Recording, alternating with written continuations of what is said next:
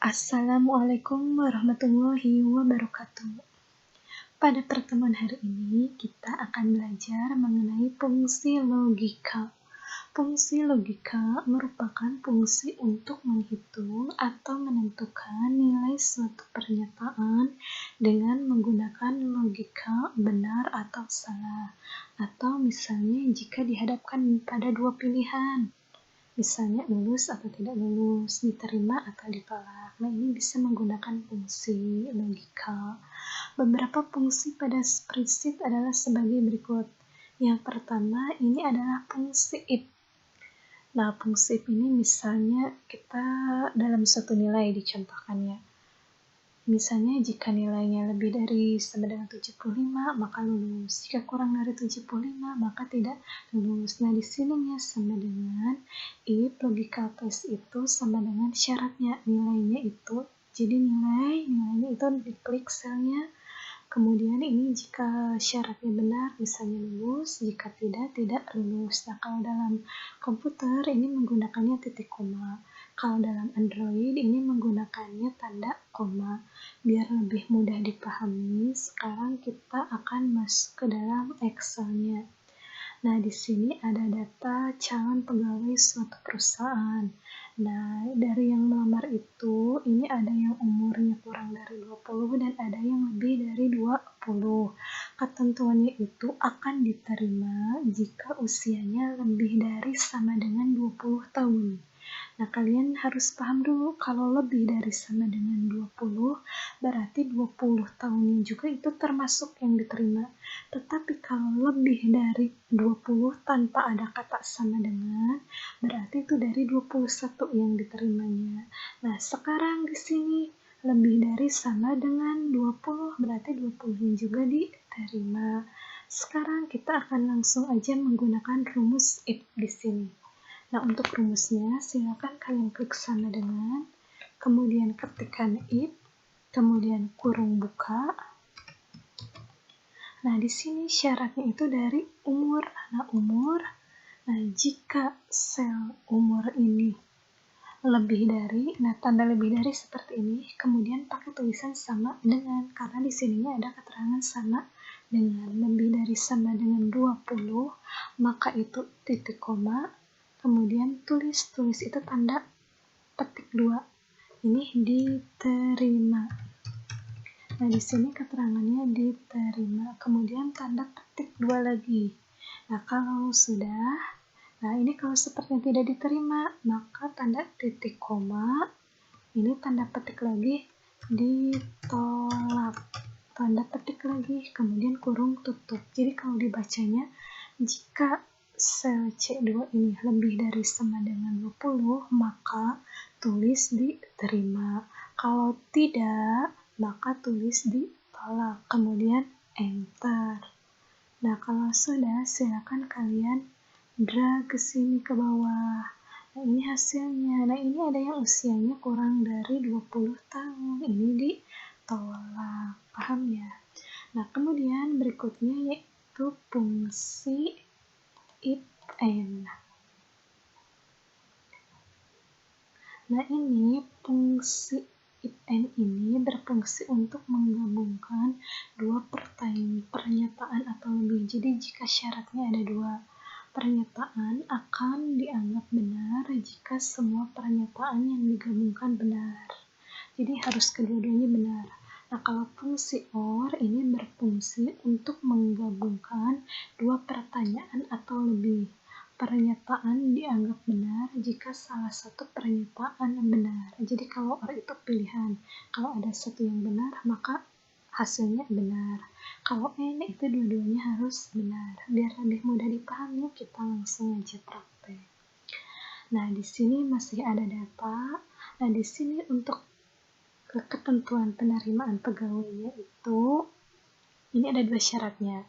Ini kita menggunakan dulu fungsi if or. Nah, ini jika lulus itu jika ijazahnya S1 dan nilainya lebih dari 80. Ini umpama aja ya, ini menggunakan if or karena di sini ada keterangan ketentuannya atau. Jadi jika ijazah S1 atau nilai lebih dari 80.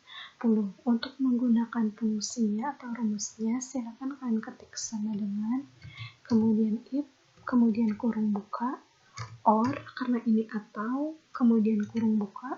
Nah, ini syaratnya ada dua, kita ketikkan dulu syarat yang pertama. Nah, ini jika syaratnya sel C11 atau sel ijazah terakhir ini sama dengan tulisan S1.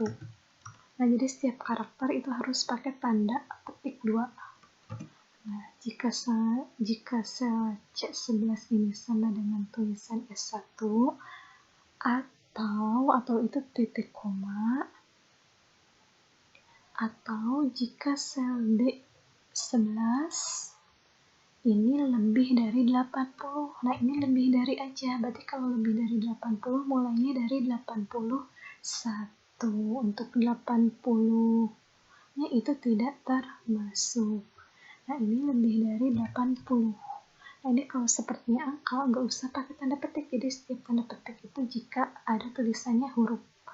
Nah, kalau sudah ini kurung tutup, maka titik koma, tulis ini lulus. Nah, ini tanda petik lagi. Kalau tidak, tulis tidak lulus. Kemudian kurung tutup, kemudian enter. Nah, ini hasilnya tidak lulus. Nah, jadi if or itu digunakan untuk pilihan yang ada dua persyaratan. Kita tinggal pilih salah satu.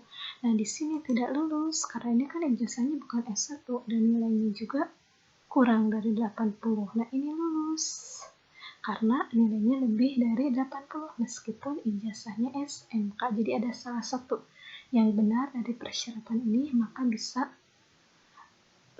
hasilnya lulus diterima gitu ya. Kemudian kalau sepertinya if and, ini persyaratannya itu harus betul semua. Nah, ini umpama aja ya, ini untuk ketentuan persyaratannya. Untuk rumusnya sama dengan kemudian if, kemudian kurung buka, di sini tulis and, kemudian kurung buka lagi. Nah, ini syarat ijazah terakhir sama dengan tulisan SMK. Kemudian tanda petik lagi. Kemudian syarat yang kedua itu untuk nilainya lebih dari 80. Oke. Kemudian kurung tutup. Nah, kemudian maka ini jika sudah syaratnya ini tulis. Kalau sepertinya benar, maka tulis lulus. Nah, kalau persyaratannya ini betul, tulis lulus.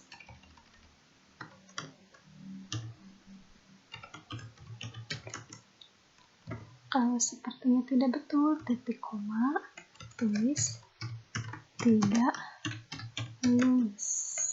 Nah, kemudian kurung tutup, kemudian di enter. Nah, Ibu bacakan ya sekali lagi.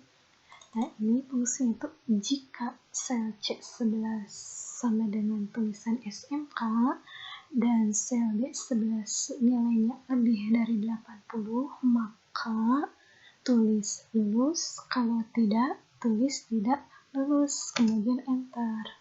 Nah, kemudian di drag, kita lihat hasilnya. Nah, berarti yang lulus cuma satu orang. Kalau sepertinya menggunakan fungsi if and, ketentuannya karena harus sesuai. Ini ijazahnya SMK dan nilainya 85. Ini ada ijazahnya SMK tapi nilainya kurang dari 75. Ini tidak lulus. Paham ya untuk penggunaan if and dan if or? Ya, kalau sepertinya belum paham, silakan dipahami lagi.